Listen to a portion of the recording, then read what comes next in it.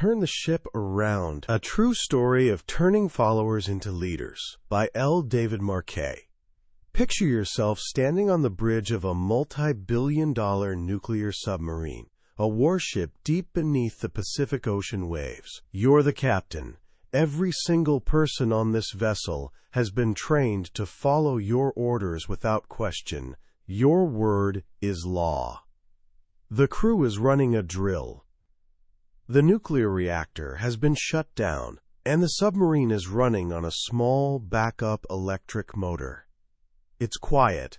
Things are going smoothly, maybe a little too smoothly. So you lean over to your most senior officer on watch and say, "Let's put some pressure on them. Increase speed to a head 2/3."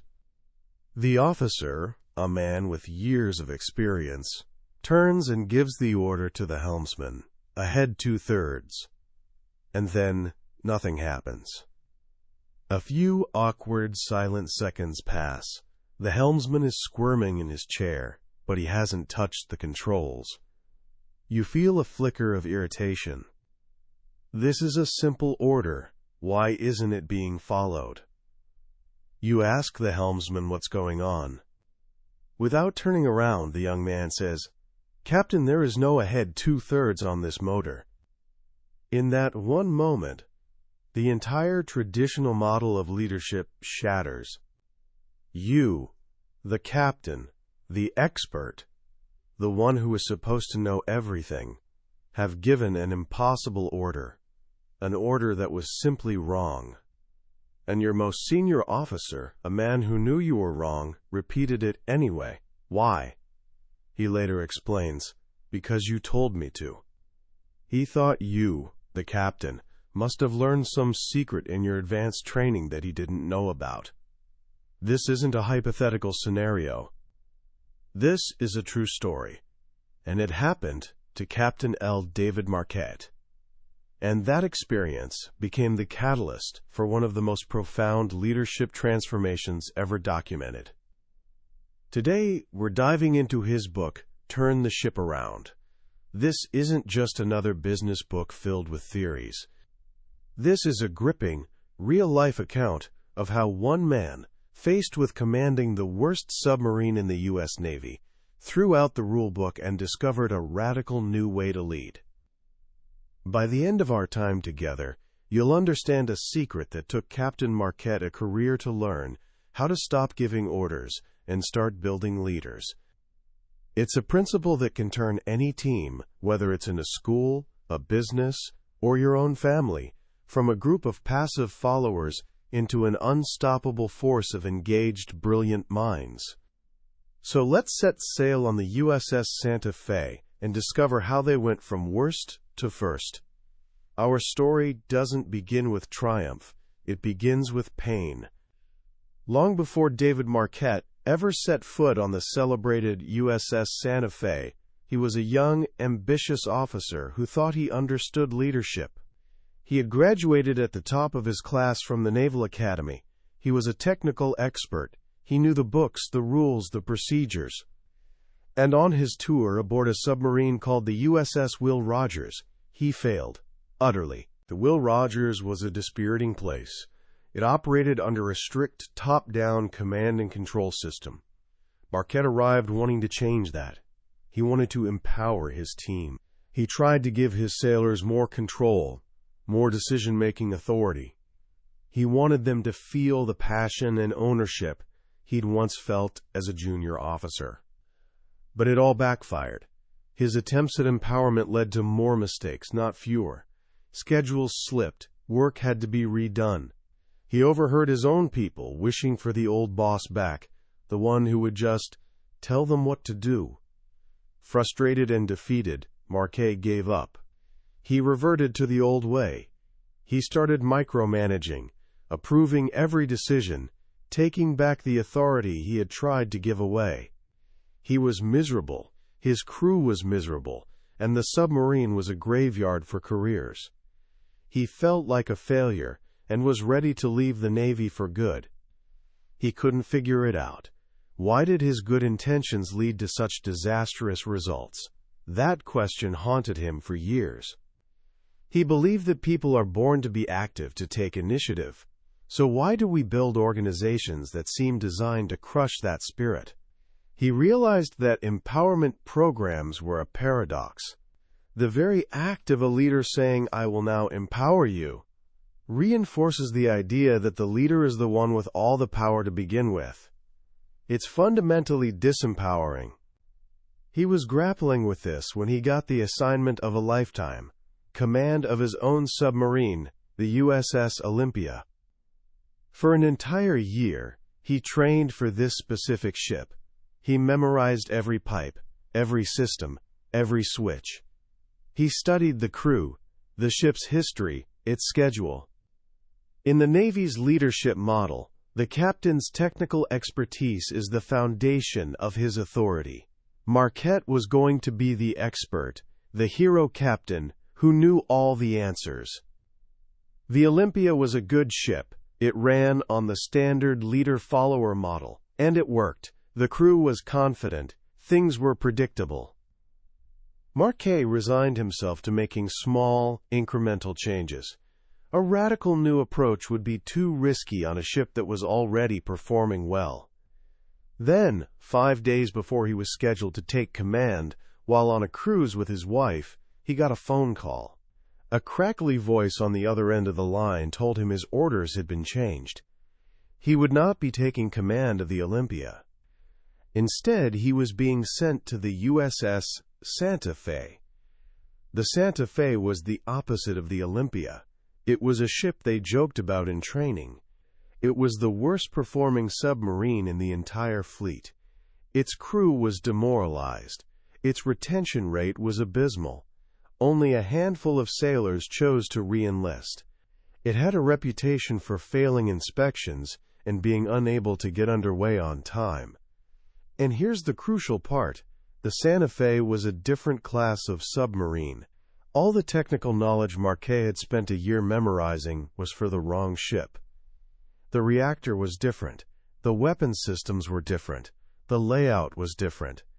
In an instant, the very foundation of his leadership, his technical competence, was pulled out from under him. He was being sent to fix the worst ship in the fleet, and he didn't know how the ship worked. He could not be the hero captain who gave all the orders, because he didn't know the right orders to give. It was a crisis. But it turned out to be the greatest gift of his career. When Marquet first walked onto the USS Santa Fe, the atmosphere was thick with defeat.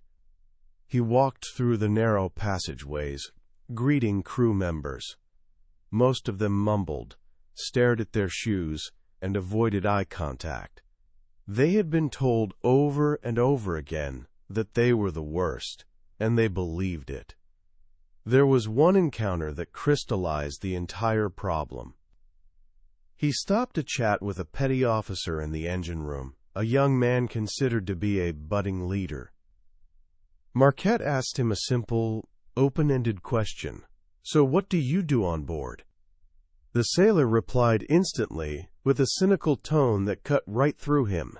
"Whatever they tell me to do. Whatever they tell me to do." That was it. That was the disease.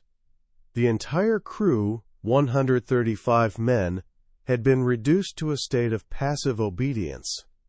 Their job wasn't to think, to solve problems, or to take initiative. Their job was to wait for instructions from they, the vague, faceless authority at the top.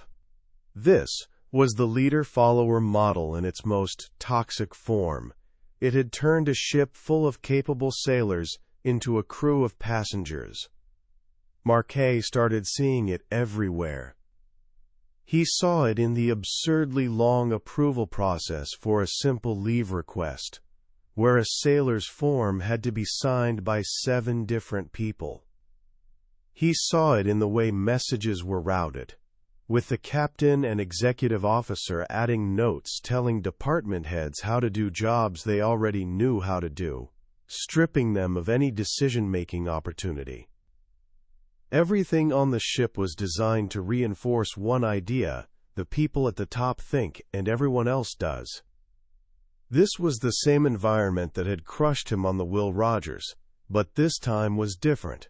This time, he didn't have the crutch of technical expertise. He couldn't fall back on just giving orders. He had no choice but to try something new. He had to rely on his crew. His ignorance became his greatest asset. He started walking around the ship, not to inspect, but to learn. He started asking questions, not to test his crew, but because he genuinely didn't know the answers. What does this do? Why is it designed that way? What are you working on? He decided that his mission wouldn't be to fix the ship's technical problems. His mission would be to fix the way the people on the ship interacted. And that meant he had to deconstruct the leader-follower model, piece by piece. The first and most important change was to give control. It started with that phrase that had haunted him since his early days, "I intend to." He made a vow to himself. He would never give an order again unless it was an emergency. Instead, he would expect his officers to come to him and state their intentions. Instead of an officer asking, "Captain, request permission to submerge the ship?" a question that places all responsibility on the captain, they would now say, "Captain, I intend to submerge the ship." This wasn't just a trick of language. It was a profound psychological shift. The person saying, "I intend to," has already thought through the problem, weighed the options, and taken ownership of the decision. They are no longer a follower asking for instructions. They are a leader declaring their plan. At first, Marquet was the one who struggled with it. He was worried someone would intend to do something while he was asleep, and he wouldn't be fully aware. But he committed to the process. He would simply reply, "Very well." Soon, this phrase permeated the entire ship. It forced everyone, at every level, to think like a leader. They had to anticipate problems, prepare solutions, and articulate their plans. The ship wasn't being run by one captain giving orders anymore. It was being run by 135 leaders, all actively engaged in the mission. The ship itself became a leadership development program. But giving control isn't enough. Marquet had learned that the hard way on the Will Rogers. Giving control without ensuring people are capable of making good decisions is just chaos. So the second pillar of his new model was competence. This led to another revolutionary change. One day, during a drill to submerge the ship, the crew became confused and made mistakes. Afterwards, in the debrief, Marquet asked why. A young sailor spoke up with brutal honesty. He said that before every evolution, a supervisor reads the procedure out loud in a briefing. But, he admitted, "Captain, no one listens to those briefings. You just sit there thinking, 'I already know how to do this,' so you don't pay attention." A briefing is a passive activity. The responsibility is on the briefer, while everyone else just shows up. So Marquet made a decision. We will no longer do briefings on this ship. The silence in the room must have been deafening. Briefings are a cornerstone of military operations. Instead, they would do certifications. A certification is the opposite of a briefing. In a certification, the leader asks questions of the team. Each person has to prove they are ready. They have to demonstrate their knowledge. What's the first step? What happens if this valve fails? What are you going to do if you see this reading? The responsibility shifted from the leader to the participants. Everyone had to prepare, everyone had to study, and crucially, a certification is a decision point. If the team isn't ready, the evolution is postponed. Suddenly, you'd walk around the ship and see sailors studying on their own time, without being told. They knew they would be held accountable for their knowledge. They were taking ownership of their competence. This also gave birth to another powerful mechanism: take deliberate action. After a sailor made a mistake by accidentally moving a switch that was marked with a red danger tag, the team spent 8 hours analyzing what went wrong. The common excuses came up. We need more training. Or, We need more supervision. But Marquet realized the problem was deeper. The sailor was on autopilot. He wasn't thinking. He was just going through the motions. Take deliberate action meant that before touching any control, the operator would pause, point to the control, and say out loud what they were about to do. For example, shifting number 1 reactor coolant pump to fast. Then, after a deliberate pause, they would act. This wasn't for show. It was a mechanism to engage the brain before engaging the hands. It broke the autopilot mode. It also had a remarkable side effect. That small pause gave teammates a chance to catch a potential mistake before it happened. The organization was becoming more resilient. Mistakes were being stopped before they could propagate through the system. So now Marquet had a crew that was taking control and building competence. But there was one final piece missing: clarity. If you give people control, and they are competent, they still need to know what the goal is. They need to understand the purpose of the organization, so their decisions are aligned with it. One of the biggest shifts in clarity came from changing the crew's core motivation. When Marquet arrived, the entire culture was focused on one thing: avoiding errors. The goal was not to screw up, not to get in trouble, not to make a mistake. But a culture focused on avoiding mistakes is a culture of fear. It stifles initiative and creativity. The best way to not make a mistake is to not do anything. Marquet flipped this on its head. The new goal was not to avoid errors. It was to achieve excellence. Reducing mistakes would be a natural byproduct of striving for greatness, but it would not be the primary focus. This simple shift changed everything. It gave the crew permission to try new things, to innovate, and to reach for something more than just not failing. This focus on clarity was tested in the most human way imaginable with a sailor they called Sled Dog. Sled Dog was a hard-working quartermaster, but his team was severely undermanned. He had been working a brutal watch schedule for days, 6 hours on, 6 hours off, with almost no sleep. He was exhausted. As the ship pulled into port, he finally snapped. He said, "Forget this," walked off the ship, and went absent without leave. Immediately, the old-school thinking kicked in. Some of the senior leaders wanted to punish him harshly, make an example of him, they said. But Marquet dug deeper. He discovered the systemic failure that had pushed this sailor to the breaking point. While Sled Dog was running on fumes, some of his supervisors had lighter watch schedules. The system was unfair. So Marquet did something a captain is not supposed to do. He walked over to the barracks himself, found Sled Dog in his room, and talked to him. He saw the exhaustion and frustration. He tore up the disciplinary report and told the young man to get some rest and be back on the ship in the morning. He then went back and held his senior leaders accountable, reminding them that their first responsibility was to take care of their people. It sent a powerful message. On the Santa Fe, people mattered. The crew knew their captain had their back, and that built a level of trust and loyalty that you can't command. The Santa Fe never had another sailor go absent without leave in the 3 years Marquet was in command. The ultimate proof of this new model, leader as he came to call it, arrived in the dead of night. The Santa Fe was on the surface, positioned to pick up a team of Navy SEALs. It was a tense, high-stakes operation. Suddenly, the ship started drifting into shallower water. Marquet, seeing this on the digital chart, rushed into the darkened control room. Based on what he saw, he believed the ship needed to reverse direction. He shouted, "That's wrong! We need to back!"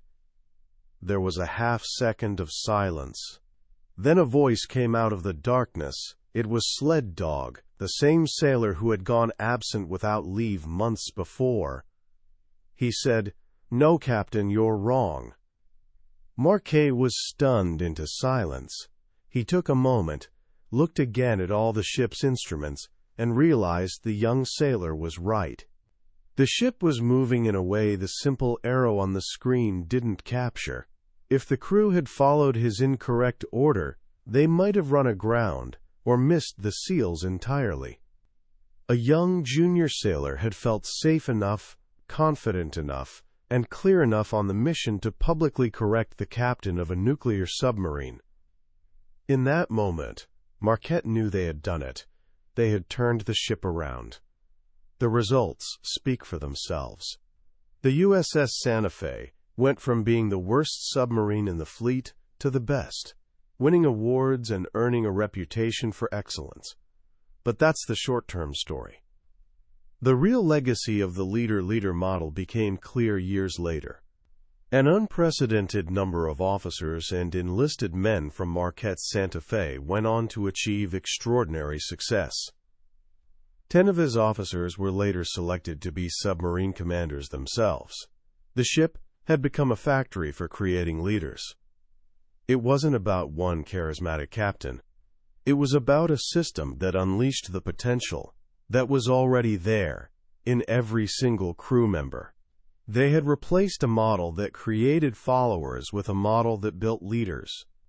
When you really step back and look at the story of the USS Santa Fe, the most powerful lesson isn't about leadership techniques. It's about a fundamental shift in how we view human potential.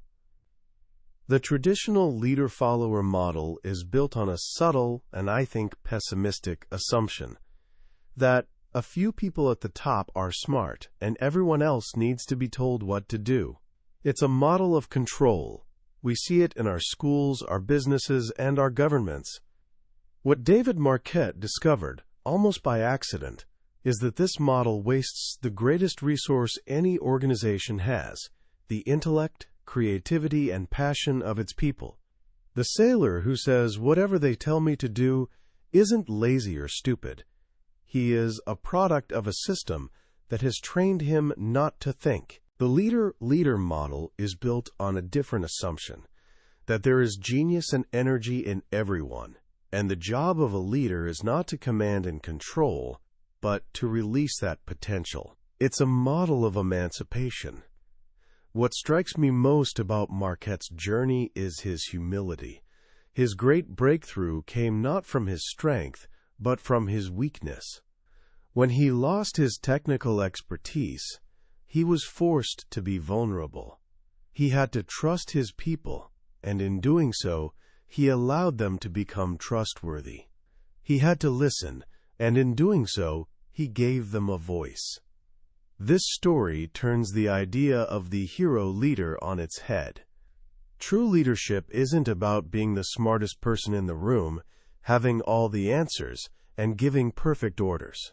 It's about creating an environment where the person with the best information can make the decision. It's about building a team so resilient that it can succeed even when the leader is wrong. So how can you start applying this in your own life right now? You don't need to be the captain of a submarine. First, just try changing your language. The next time you're about to ask your boss or a teacher for permission, pause. Instead, try framing it as, "I intend to." It's a small change, but it forces you to take ownership.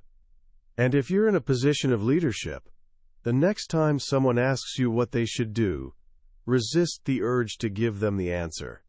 Ask them a question instead. What do you think is the best course of action? Create a space for them to think. Second, look for one small bureaucratic process that creates friction and ask, can we push the authority for this down one level? Maybe it's approving a small expense or changing a minor detail on a project. Find one place where you can give control away. Marquette's change to the leave request policy was a one-word change in a manual, but it had massive cultural ripples. Finally, in your next team project or study group, try to certify instead of brief. Before you start, don't just have one person explain the plan.